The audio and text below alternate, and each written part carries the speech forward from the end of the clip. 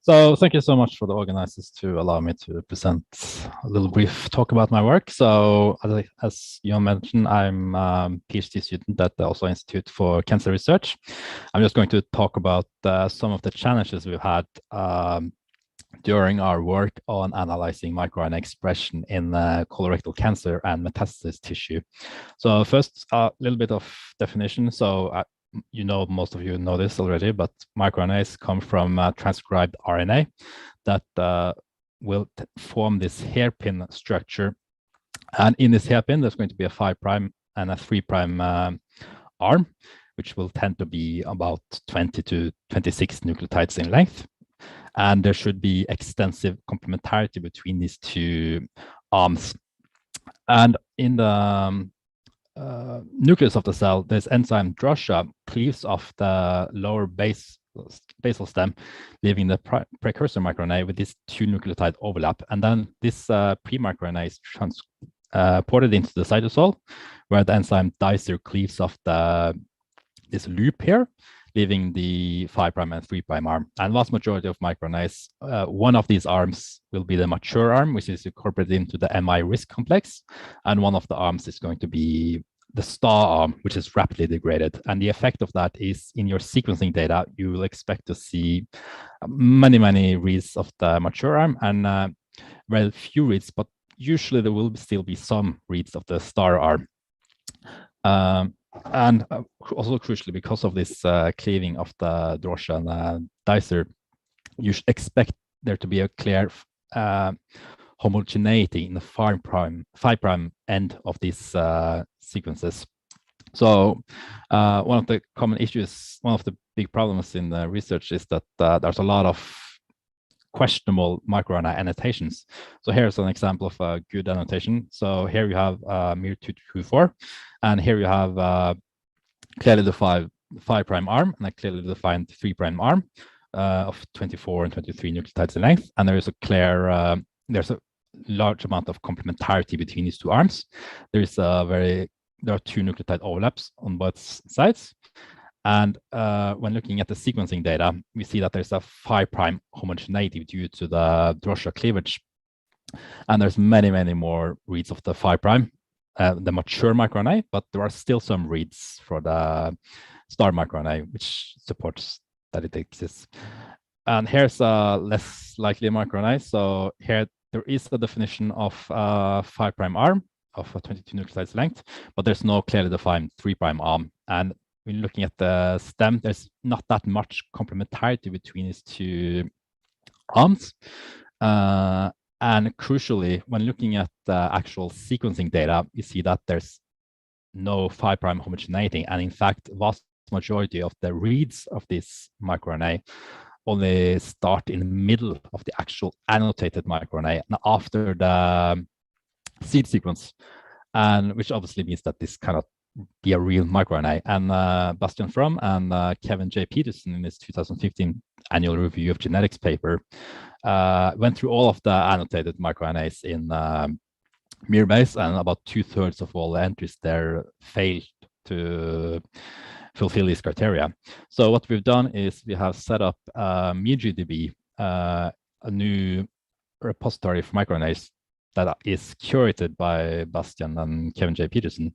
And currently in this database, there are about 550 human microRNA genes, and in total is 75. The latest version now has 75 species. So if you want to start to use this repository in your research pipeline, I can highly recommend this tool. It's called Merge, developed in Mark Halushka's lab, which process and annotates raw sequencing data.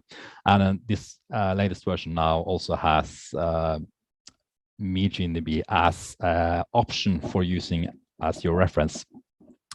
I also want to talk about the cool thing. One of the cool features of sequencing data is that so much of it that has been developed in research are published publicly, which allows us to use it in combine it with our own data and improves reproducibility. However, it's very important to do a thorough quality assessment of this data before you use it. And this is where MirTrace comes in. It's a tool developed in the Finland lab at Scilab in Sweden.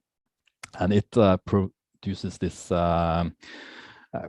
quality controls directly from the FASTQ files, specifically tailored for small RNA sequencing data.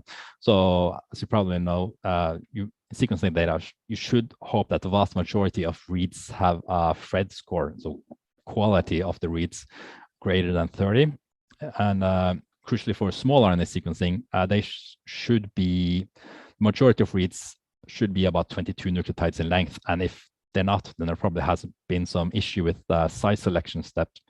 And also a really cool feature of microRNAs is that you can test for contamination. So obviously, if you're looking at cancer patients, you should expect the majority of microRNAs should map to primate microRNA genes. And if you find many microRNAs that map to other species, then there's a likely source of contamination. So these are some data sets that are from real microRNA, from real colorectal cancer patients, but there's probably been some issue with contamination during the sequencing. And also, just last point, last thing I want to mention here is the microRNAs are expressed by cells. They're not expressed by tissues. However, the vast majority of sequencing data we have is based on bulk tissue sequencing. And bulk tissue is really just an average expression of all the different cell types, which means that if there's been substantial cellular alterations between, for example, your normal tissue and the diseased tissue, this could confound your analysis. So a classic example of this is the example MIR143, MIR145, which is a microRNA that has previously been reported to be down-regulated in colorectal cancer and possibly being a tumor suppressor gene. However, we now know that these microRNAs are only expressed in the smooth muscle cell layer of the colon, whereas your colorectal cancer tissue is clonally derived from the epithelial layer of the colon wall. So when you do your bulk tissue sequencing, when you do the normal tissue, you're going to get smooth cells and epithelial cells, whereas the tumor, you're only really going to get the tumor, the epithelial tumor-derived tumor cells, and no smooth muscle cells, which means that downregulation, apparent downregulation of these two microRNAs is due to alteration in the cellular composition of the tissue, and not really, very likely due to the abnormal expression in tumor cells. So it's just a point that it's very good idea to use our increasing knowledge now about cellular expression levels of microRNAs when you when you interpret your data. So this is just a nice figure from this paper toward a human cellular microRNA from Genome Research in 2017, where they have found, I think it's 45 microRNAs that will tend to be exclusively expressed in specific cell types. And this can be useful when looking at, be a useful way to incorporate in your analysis.